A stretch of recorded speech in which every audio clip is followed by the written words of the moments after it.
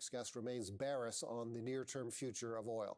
Let's welcome Reid I'Anson, an economist at Kpler. He joins us from Houston. Reid, thanks a lot for joining us. It seems like even to the non-expert, there are some pretty substantial headwinds to crude oil. OPEC Plus, everybody knows, is raising quotas and may do so again, putting more oil on the market. It's a market share situation that you can do a better job than I of explaining. And on the demand side, we have big questions about Chinese economic growth, global economic growth, a situation made worse perhaps by global tensions, trade tensions around the world. Tell us what your view is on the supply-demand fundamentals for crude oil. Yeah, it's kind of a double negative if you're looking at oil markets right now. Of course, if we focus on the demand side first, coming into this year, we were expecting global growth at 3.3 to 3.4% annualized. We have had to revise that back quite a bit.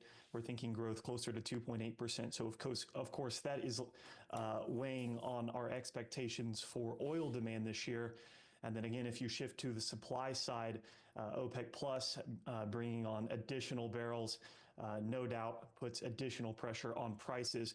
We think that the overall market balance this year for the oil market right now is in net surplus of around 250 to 300,000 barrels per day. So again, weakening demand expectations with additional supply certainly weighing on the outlook for oil prices here. Let's dwell for a moment on why OPEC Plus is raising quotas at a time when demand is sluggish.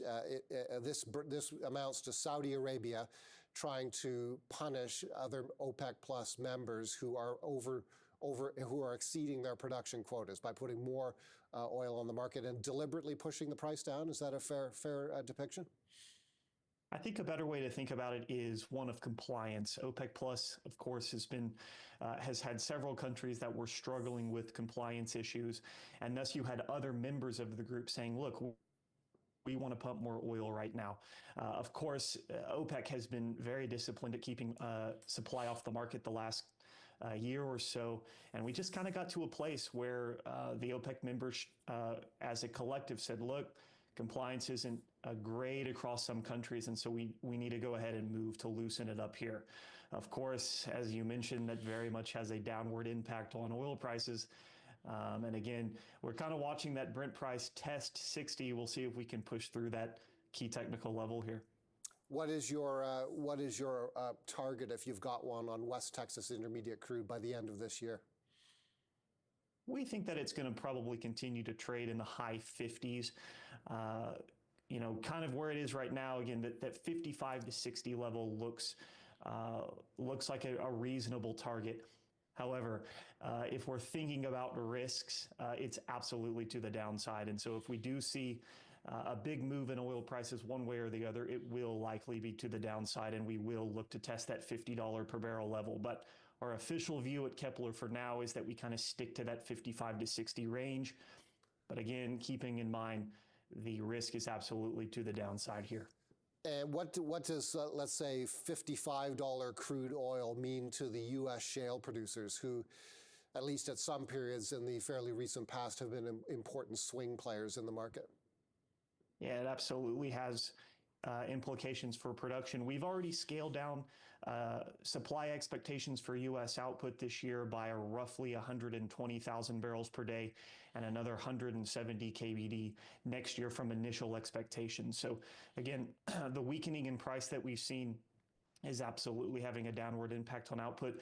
Keep in mind that, again, a lot of the impact of a weakening price will especially start to show next year as firms plan ahead and make capital expenditure decisions. But again, we've seen a number of oil companies within the shale patch just with their recent quarterly reporting starting to indicate a cutback in capital expenditure here. So again, pretty consistent scaling down in U.S. production expectations, anywhere from 120 to 170 KBD over the next 18 months. Let's move to gold. You cover gold as well, a completely different story there. A record-breaking year in 2025 for gold has plateaued somewhat over the past couple of weeks. What is your outlook on gold? Look, our recommendation is anytime we get a sell-off in gold, take a long position right now. And a lot of this is just driven by the fact that a lot of folks are looking to diversify away from the U.S. dollar, given the chaotic nature of economic policy out of the White House. We think that this is going to continue, right? So again, anytime you get any kind of sell-off in gold, we're recommending you take a buy position here. And again, even though U.S. yields have risen the last week or so, we've still seen that upward push in gold price even today, right? And again, this really sticks to this narrative that people are looking to diversify away from USD. And what about central banks? That's been a big factor in both the supply-demand equation and in terms of sentiment as well. When other investors hear that central banks are buying gold, they pay attention. Do you expect that trend to continue? Yeah, absolutely. I mean, it's been a key driver of the gold price over the last year or so. And again, this trend will absolutely continue, not only in emerging markets, but across your large developed central banks as well. I think that gold demand will remain in place. Do you follow silver at all?